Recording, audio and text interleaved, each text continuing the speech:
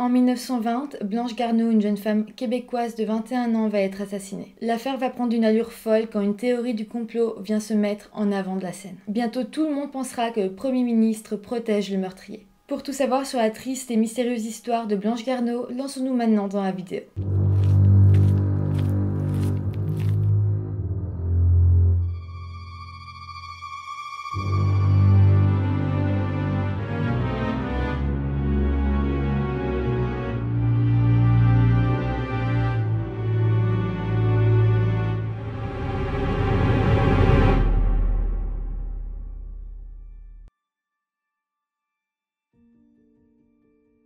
Hello tout le monde, j'espère que vous allez bien. Je vous reviens encore une fois avec une histoire québécoise. Je pense que ça vous fait plaisir, vous aimez bien quand je parle d'histoire québécoise. Celle-ci est très peu connue je pense et date de 1920, donc c'était pas hier non plus. Et voilà, je trouve très intéressante aussi parce que c'est rare quand je fais des vidéos qui flirtent un peu avec la théorie du complot. Ici, je trouvais ça très intéressant. Donc voilà, j'espère que ça vous plaira. Juste avant de commencer la vidéo, je vous rappelle de vous abonner à ma chaîne si ce n'est pas encore fait. Et vous pouvez aller faire un tour sur mon compte YouTube pour me faire un petit don si vous en avez envie. Blanche est une jeune fille de 21 ans qui vit avec ses parents adoptifs à l'avenue François 1er de Limoilou, un arrondissement de la ville de Québec. Blanche est membre d'une chorale et donne parfois des cours de piano. C'est important pour la suite de l'histoire de savoir que Blanche vient d'un milieu assez modeste. Elle travaille au comptoir d'un magasin de thé dans le quartier Saint-Sauveur. Maintenant venons-en au 22 juillet 1920, le jour où Blanche va se faire assassiner dans la rivière Saint-Charles. Ce jour-là, Blanche travaillait au magasin de thé et elle va verrouiller la porte à 18h30 et elle va repartir avec un drap du magasin de thé qu'elle devait tout simplement nettoyer. Son amie va la raccompagner jusqu'au parc Victoria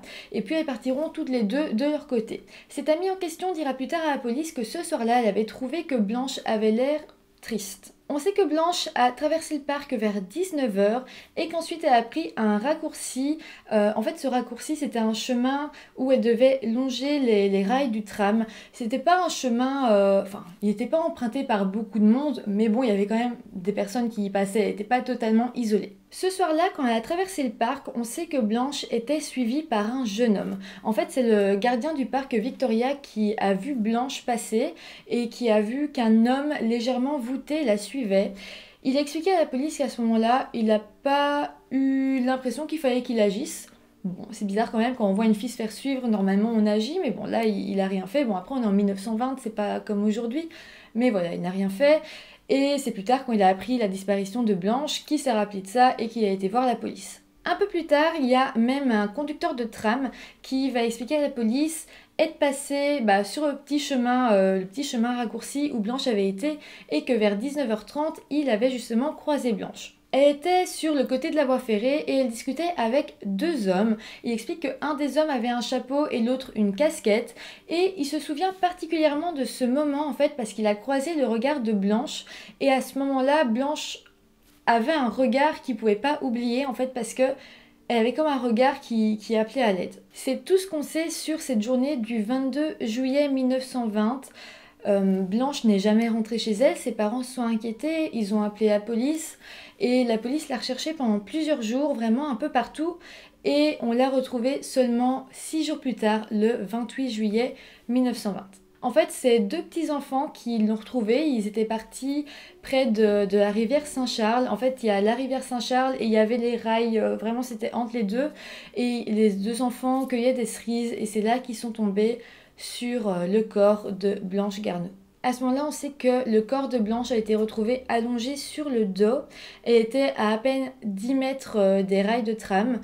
Et il y avait un drap sur son corps pour qu'on puisse pas directement tomber comme ça sur son corps. Et le drap qui était mis était en fait le drap que Blanche avait repris au magasin de thé pour nettoyer. Quand les gendarmes vont arriver, ils vont se rendre compte que le corset de Blanche avait été dénoué, donc la pauvre s'était sans doute fait abuser sexuellement. Aussi, son corps sera emmené à l'hôpital, il sera analysé par un médecin légiste et on va se rendre compte qu'elle a été tuée par strangulation. Alors, le corps de Blanche avait quand même été pas mal décomposé, on était en plein mois de juillet, il faisait chaud, elle était comme ça en plein soleil.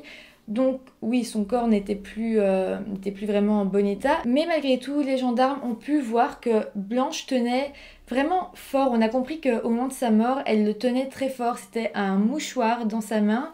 Et en fait, sur ce mouchoir, il y avait des initiales, c'était H et D.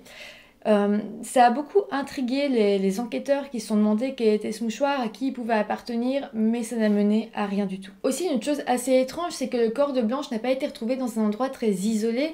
Comme je disais, c'était pas un passage où il y avait énormément de monde, mais il y avait quand même pas mal de monde qui y passait, c'était un raccourci. En plus de ça, il y avait le tram, et puis voilà, les enfants avaient été y cueillir des cerises, il y avait d'autres enfants qui venaient jouer par là. C'est quand même fou que son corps n'ait pas été retrouvé avant, donc beaucoup se demandent si le corps n'a pas été déplacé. En fouillant chez Blanche, dans sa maison, au cas où on trouverait des indices ou quelque chose comme ça, on va retrouver une photo d'elle qui a été prise 2 semaines avant sa mort. En fait, Blanche était vraiment une très jolie fille, et à partir de là, on va vraiment commencer à penser que le photographe aurait pu être un suspect, il aurait pu prendre Blanche en photo et juste après avoir flashé sur elle et vouloir plus de cette jeune fille. L'affaire à l'époque, en 1920, va vite être abandonnée parce qu'on trouvera très peu d'indices, mais en 2017, donc là c'est quand même un saut dans le temps, il y a un auteur qui s'appelle Éric Veillette qui va faire un livre en fait qui s'appelle L'affaire Blanche Garneau. Il a écrit ce livre à cause de toute la théorie du complot qui entourait l'affaire, ça j'y reviendrai plus tard.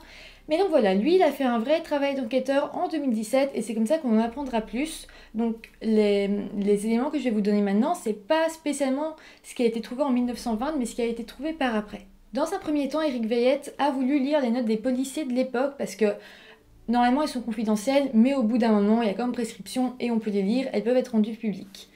Le problème c'est que ces notes ont été perdues donc on ne pourra jamais relire les notes des policiers de cette époque, on ne pourra jamais savoir les questions qui se sont posées à cette époque, donc on part quand même avec quelque chose en moins, mais ça n'empêche pas qu'on peut quand même trouver de nouvelles choses dans cette enquête. Par exemple, on va apprendre l'existence d'un certain Martin Griffin qui avait 19 ans, donc Blanche avait 21 ans, lui 19 ans. Ils s'étaient rencontrés début juillet de l'année 1920 et depuis ce jour-là, Martin courtisait Blanche. On va apprendre que ce Martin, c'est aussi le photographe de la photo qu'on avait retrouvée de Blanche.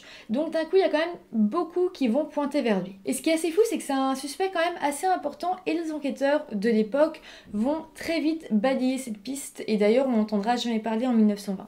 D'ailleurs, Veillette, donc l'auteur du livre, va se rendre compte qu'à l'époque, en 1920, les enquêteurs ont vraiment pas fait correctement leur travail et c'est ce qui va aussi pousser vers la théorie du complot. Par exemple, la scène de crime n'a pas vraiment été protégée par les enquêteurs et donc plein de gens curieux ont été sur cette scène de crime, ils ont piétiné tout et tous les indices étaient foutus.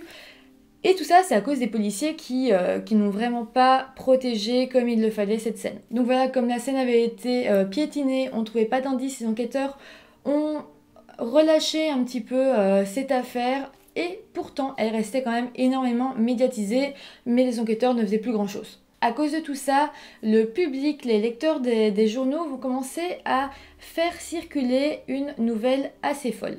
En fait, ils vont accuser Louis-Alexandre Taschereau, le Premier ministre de l'époque, de protéger les meurtriers et donc que ce serait à cause de ça que l'affaire ne pourrait pas avancer. Autre chose, on va dire que si le Premier ministre protège ces meurtriers, c'est parce qu'ils font partie de la jeunesse dorée du Parti libéral. Donc là, clairement, on parle d'un très gros complot politique. Pour vous parler un peu de l'époque, il faut savoir qu'il y a une assez grosse fracture sociale. On a d'un côté les bourgeois et de l'autre côté la classe ouvrière. Donc sur le haut de la ville, on a les bourgeois, sur le bas de la ville, on a la classe ouvrière, et Blanche, elle venait de la classe ouvrière. Les gens vont donc commencer à dire que ce sont les jeunes assez riches, les jeunes bourgeois du haut de la ville qui sont descendus dans le bas de la ville pour enlever une jeune fille totalement innocente, une jeune fille assez pure, qui l'ont ramenée avec eux et qu'ensuite ils l'auraient droguée, violée, puis assassinée, juste pour libérer leur pulsion. Et comme ils ne pouvaient pas prendre quelqu'un du haut de la ville, ils ont pris quelqu'un du bas de la ville en se disant que l'affaire serait étouffée dans tous les cas. En janvier 1921, donc 6 mois après les faits, Arthur Sauvé, qui est le chef de l'opposition conservatrice de l'époque, va lui aussi accuser le Premier ministre. En fait, il veut tout simplement suivre l'opinion publique et je pense que c'est un jeu politique dans tout ça. Et comme lui aussi veut se faire élire, c'est pas mal pour lui de dire « Ah oui, le Premier ministre, il est méchant et donc moi, je l'accuse aussi, je fais partie de l'opinion publique, regardez, je suis comme vous, je soutiens la classe ouvrière, donc la prochaine fois, votez pour moi. Il y a quand même tout un jeu politique qui se fait derrière. Tashiro, le Premier ministre, va se défendre en disant tout simplement que tout a été fait pour essayer de trouver les criminels, mais que ça arrivait que les enquêtes n'aboutissent à rien. Et donc que c'était pas vraiment de sa faute, que c'était juste comme ça, l'enquête n'aboutissait à rien, mais que la police ne lâchait rien. Le truc c'est que même si le Premier ministre va essayer de se défendre en disant que c'est comme ça, les criminels sont introuvables, quelques jours plus tard, il va faire une annonce publique en disant qu'il sait où sont les criminels, qui vont bientôt être arrêtés, et que ce ne sont pas du tout des noms qu'on attendait, c'est vraiment des gens qui vont surprendre tout le monde, les criminels ne sont pas du tout ce qu'on pense. Dans les jours qui vont suivre, les enquêteurs vont donc arrêter Raoult Binet. En fait, l'homme était déjà en prison pour un autre crime et il se serait dénoncé tout seul à un de ses codétenus. Raoult devra passer devant un juge, mais au mois d'octobre 1920, il sera acquitté. Un historien commentera même plus tard le procès en disant que c'était une véritable catastrophe et qu'on n'arrivait même pas à prouver que le suspect était sur les lieux du crime. Donc après ce procès, tout le monde est en colère envers le Premier ministre et on va se mettre à accuser son fils qui s'appelle Robert Tashiro. La théorie du complot va être alimentée par un journal qui s'appelle La Non-Vengée. C'est un journal anonyme qui va circuler un peu partout pendant l'année 1922 et il est totalement illégal. Dans ce journal, on explique qu'il y a un club de personnes qui se disent vampires, qui font des soirées de débauche sanglantes. Les soirées se feraient du côté bourgeois de la ville, dans une maison très luxueuse, avec des personnes qui seraient elles aussi très riches. On va donc émettre l'hypothèse que Blanche aurait été attirée dans l'une de ces soirées et aurait servi d'attraction à ces jeunes vampires. Dans le journal, on va décrire Blanche comme une jeune fille très pure, très gentille, très croyante, qui ne se maquillait pas et qui avait un teint très pâle. Ce serait donc pour ça que c'était la victime idéale pour ce club de vampires. L'auteur du journal écrira même « Notre plume se refuse à décrire les détails des scènes qui se déroulèrent dans cet antre du vice ». Le Premier ministre va finalement réussir à se procurer un exemplaire de ce journal et en le lisant, il va ensuite accuser John H. Roberts, qui est le directeur du journal montréalais qui s'appelle The Axe, d'être peut-être le rédacteur de ce petit journal illégal. En tout cas, dans The Axe, John Roberts avait accusé le fils du Premier ministre d'être peut-être lié à la mort de Blanche Garneau. Donc dans tous les cas, John Roberts, que ce soit lui qui écrivait le petit journal illégal ou pas, il était quand même assez friand de la théorie du complot. Donc John Roberts va être accusé officiellement d'être le rédacteur de La Vengée, le journal illégal. En novembre 1922, il passera même devant le tribunal et ça fera vraiment beaucoup de bruit dans tout le Canada. À ce moment-là, plein de personnes viendront devant le tribunal pour écouter les révélations de John Roberts et aussi pour militer pour la liberté d'expression. Finalement, John Roberts sera condamné pour outrage à la législature et il sera envoyé en prison pour 1 année entière. Ce serait une peine quand même extrêmement lourde. Et le fait que le Premier ministre demande à ce que John Roberts ait une peine aussi lourde va encore plus éveiller les soupçons contre lui. Là, ça va prendre vraiment une très grande ampleur et le président du parti conservateur qui avait accusé le Premier ministre de l'époque va revenir sur ces accusations et va dire finalement non, c'est sûrement pas lui parce qu'il a peur que on en vienne à accuser les membres de son parti eux aussi. Suite à tout ça, une commission royale d'enquête sur l'administration de la justice dans l'affaire Blanche Garneau va être créée. Donc maintenant les enquêteurs ne dépendent plus du Premier ministre et ils vont faire leur propre enquête. Là on va penser qu'il va y avoir des révélations de fous mais malheureusement ça ne mènera à rien. Sinon concernant le journal La Non-Vengée, aucun nouveau numéro va apparaître car ça avait fait trop de bruit, la peine avait été trop lourde et les gens ont eu peur de recommencer. Sinon en 1935, pendant les élections, les Montréalais ne vont vraiment pas oublier tout ce qui s'était passé et ils vont tout faire pour que le Premier ministre ne soit pas réélu. D'ailleurs à chaque apparition publique du Premier ministre, les personnes qui y étaient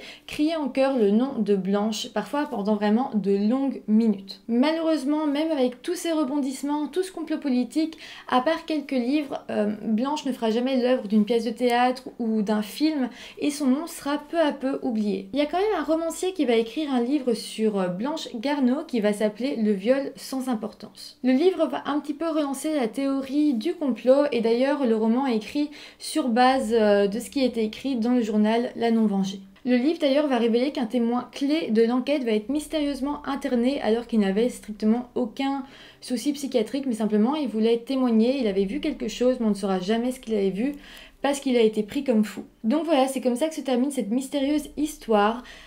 Pour cette histoire, j'attends vraiment vos commentaires, j'attends vraiment vos théories, ça m'intéresse. Voilà, donc n'hésitez pas à me dire ce que vous en pensez en commentaire. Aussi, si la vidéo vous a plu, n'hésitez pas à mettre un petit pouce en l'air, ça fait toujours plaisir de vous abonner à la chaîne. Et moi, je vous retrouve très bientôt pour une nouvelle vidéo. Bye!